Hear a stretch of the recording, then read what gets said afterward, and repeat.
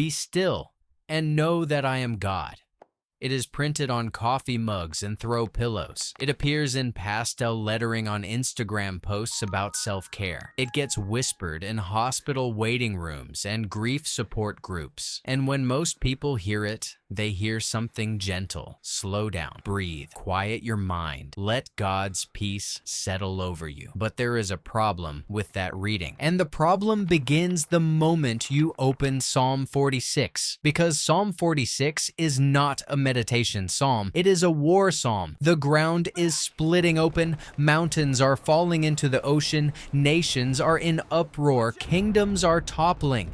And right in the middle of that catastrophe, God speaks, and the Hebrew word he uses is nothing like the English word still. The word is harpu, and it does not mean be quiet. It means something closer to stop, cease, drop it, let go of your grip. This verse was never written to help you relax. It was written to confront every illusion that you are the one holding the world together. To understand what be still is actually doing in this psalm, we need to stop pulling verse 10 out of its context and read the entire poem. Because Psalm 46 tells a specific story, and it does not begin in a quiet garden. It begins at the end of the world. God is our refuge and strength, a very present help in trouble. Therefore, we will not fear though the earth gives way, though the mountains be moved into the heart of the sea, though its waters roar and foam, though the mountains tremble at its swelling.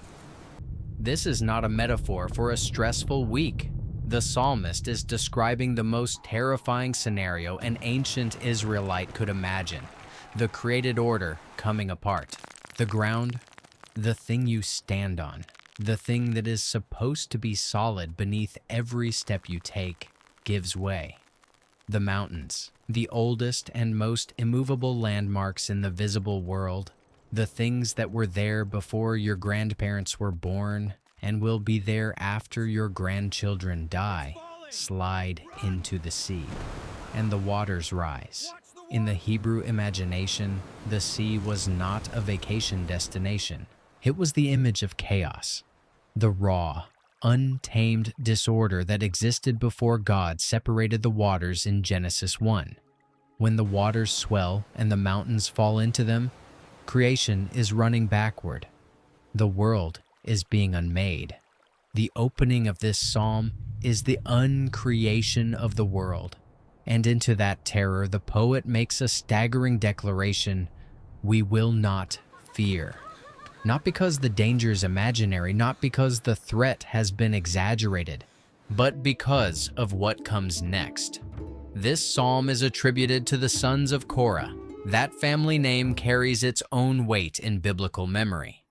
In Numbers chapter 16, a Levite named Korah led a rebellion against Moses and challenged the authority structure God had established. The consequence was devastating. The earth opened and swallowed Korah and his household. But the text includes a detail that is easy to miss. The sons of Korah did not die. They survived the judgment that consumed their ancestor.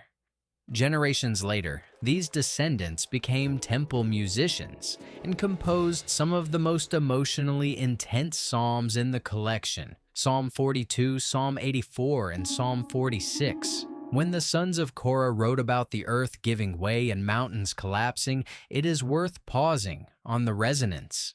Their family identity carried the memory of an ancestor swallowed by the ground. We cannot know whether they consciously shaped the imagery around that memory, but the overlap is striking.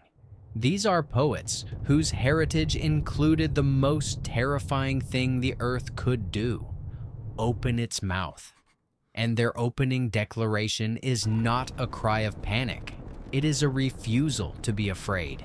They had inherited a story of catastrophe, and they answered it with a song about a God who remains present when the ground fails. The second stanza shifts the scene entirely. There is a river whose streams make glad the city of God, the holy habitation of the Most High. God is in the midst of her, she shall not be moved. God will help her when morning dawns. While the earth shakes, there is one place that holds, the city of God. And the reason it holds is not its military strength or its thick walls. It is because God is inside it. The psalm even uses the same Hebrew root, mot, to build a deliberate contrast. The mountains are moved into the sea, but the city shall not be moved. The things that look permanent collapse. The thing that contains God's presence does not. Then the third stanza ratchets the intensity higher. The nations rage, the kingdoms totter. He utters his voice. The earth melts. The Lord of hosts is with us. The God of Jacob is our fortress. Now, the threat is not only cosmic, it is military and political. Real nations, real empires, real armies surging with hostility. And God's response is not a counter-army. It is his voice. He speaks, and the earth melts.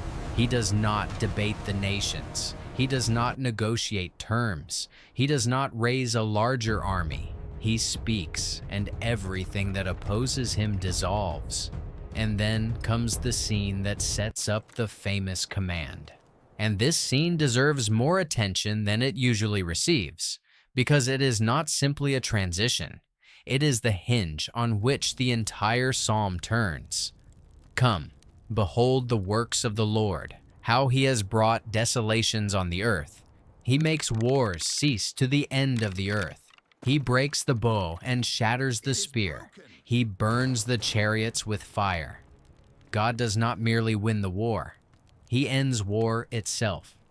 The weapons are not captured for reuse. They are not stored in an armory for the next campaign. They are systematically destroyed, bows snapped, spears shattered, chariots set ablaze. This is total irreversible disarmament. And notice the verb, he makes wars cease to the end of the earth. Not in one region, not between two nations, everywhere. Every bow, every spear, every chariot, gone.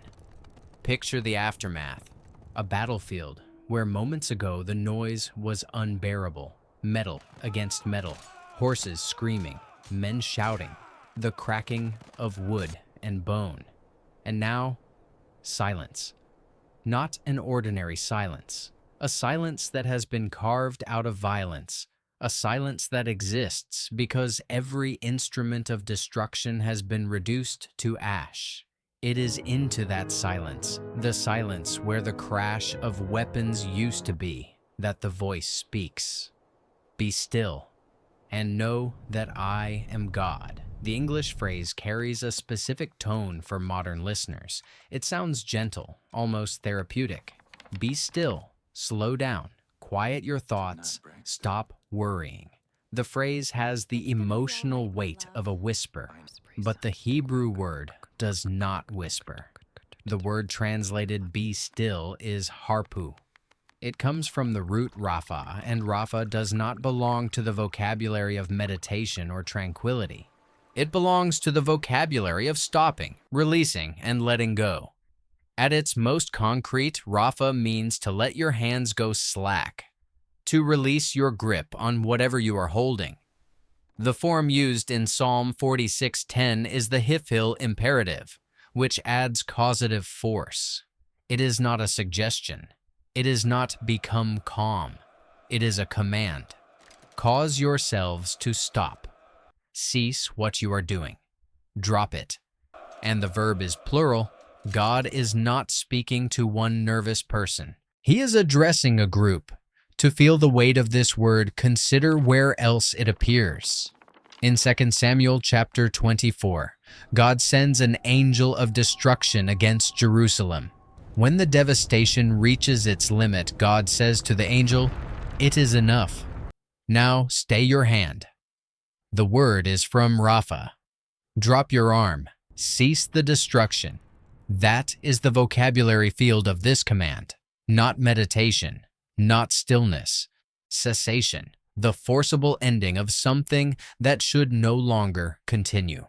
In the immediate context of Psalm 46, the command appears primarily directed toward the raging nations, the powers whose weapons God has just shattered, though its force may also extend to God's own people, calling them to release their fear and stop clinging to their own defenses. Either way, the meaning does not shift. Harpu demands that human striving come to a halt before a God who has already acted decisively. And the second half of the verse removes any remaining ambiguity. I will be exalted among the nations. I will be exalted in the earth.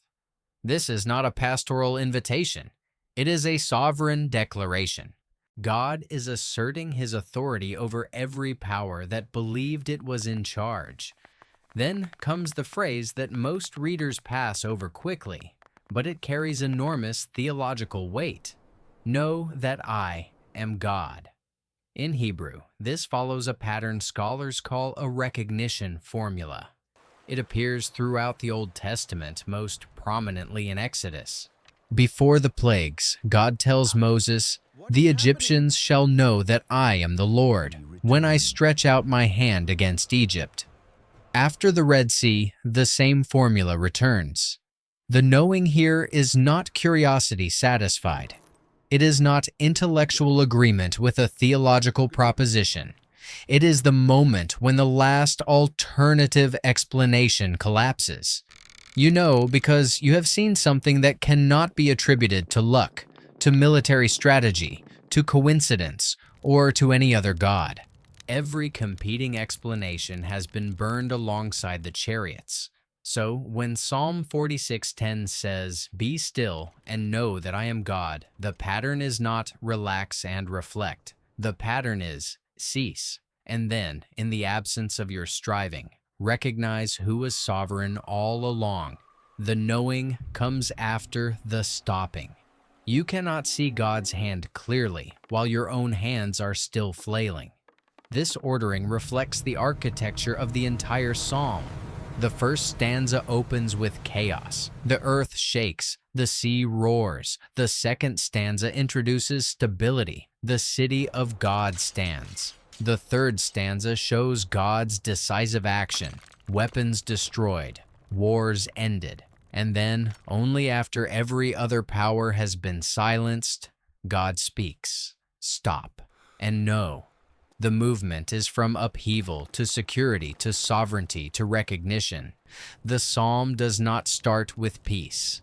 It earns peace, and the price of entry is the surrender of every competing claim to control. Now, here is where we need to be fair. Because the popular reading of this verse, the quiet, devotional, meditative reading, is not entirely invented. It has attached itself to something real, even if it has flattened it. The command to cease, to stop striving, to release your grip. That does have implications for the individual life.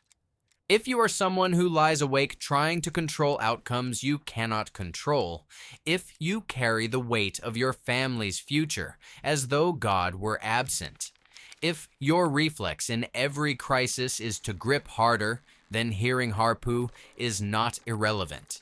It speaks directly to you. The problem is not the application, the problem is the amputation. If this kind of investigation is helping you read familiar passages with sharper eyes, consider subscribing. That support makes it possible for us to keep producing careful studies like this one. When we remove this verse from the rest of Psalm 46, we cut the command loose from the theology that gives it weight. Be still, without the context, means calm down. Be still inside the psalm means stop, because the God who shattered every weapon on earth is standing right next to you. Those are not the same sentence. One is a suggestion. The other is an argument with evidence. So what does this command actually ask of you? It asks you to look at the thing you are gripping most tightly and to open your hands. Maybe it is a plan you refuse to release even though every signal says it is not working. You have invested years. You have rearranged your life around it, and letting go feels like admitting that those years were wasted. So you grip harder. You push harder. You tell yourself that more effort will fix what effort has not yet fixed. And the psalm says, Harpu, not because the plan did not matter, but because your hands were never what determined the outcome. Maybe it is a relationship where you have quietly appointed yourself the manager of another person's choices. You monitor, you adjust, you intervene, because you believe that if you stop, everything will fall apart. The psalm does not tell you to stop caring. It tells you to stop believing that your care is the only thing between that person and disaster. Maybe it is your image, the version of yourself you present to the world, competent, strong, unshaken, the inability to say, I do not know, or I need help. The fear that if you stop performing, the people around you will see someone you are not ready to show them. The psalm says, that performance is not what makes you safe. It never was. Or maybe it is the deepest version of all, the quiet, persistent belief that everything depends on you. That if you rest, something will break. That if you stop watching, something will go wrong. That vigilance is the price of survival, and relaxation is a luxury you cannot afford. The psalm reaches into that belief and names it for what it is, an illusion. Not because your work does not matter, it does. But because the distance between faithful effort and the illusion of sovereignty is the distance between a person who works and trusts, and a person who works because they cannot trust. And this is why the distinction matters so much. The psalm is not a call to passivity. It is not telling you that effort is pointless, or that planning is faithless, or that you should sit in a burning house and refuse to move. The psalm confronts one specific thing, the belief that your action is what ultimately holds everything together. There is a sharp difference between a person who works hard and entrusts the result to God and a person who works hard because they are terrified of what happens if they stop. The psalm addresses the second, only the second. And notice carefully what the psalm promises and what it does not. It does not promise that the earth will stop shaking. It does not promise that the nations will stop being hostile. It does not promise that your particular crisis will resolve the way you are hoping. What it promises is presence. The God who breaks the bow and shatters the spear is with you. Not will fix this. Not will make it painless. With you. And the psalm stakes its claim not on the guarantee that outcomes will be favorable, but on the declaration that the God who stands inside the catastrophe is a refuge even when the catastrophe does not end on your schedule. Your grip was never what determined whether things turned out well, and releasing it does not mean that things will go the way you planned. It means that the God who is present in the shaking, present in the burning, present in the silence after the weapons are gone, is your refuge whether the mountain stands or falls. That is the promise. It is not smaller than the popular version. It is larger because it does not depend on circumstances cooperating. The devotional reading of this verse skips straight to the feeling of peace without walking through the theology that produces it.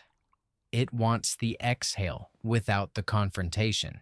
But the psalm insists on the confrontation first. You must watch the mountains fall. You must hear the nations roar. You must see the bows snap, the spears break, the chariots catch fire, the smoke rise, the silence settle. And then, only then, can you hear the command for what it is. Not a suggestion, not a breathing exercise, not a bumper sticker. A voice speaking from inside a silence where weapons used to clash, telling every striving human and every anxious heart the same thing: stop, let go. I am God. What you have been clinging to was never what kept you safe. And the reason this verse has been reduced to a decoration may be that the real command is too costly, because letting go is 3 syllables and a lifetime of practice. It means admitting that your hands are not big enough to hold the world, and discovering, once you finally open them, that the God who let the mountains fall into the sea was holding you the entire time. Subscribe for more investigations into the original language, history, and context behind Scripture.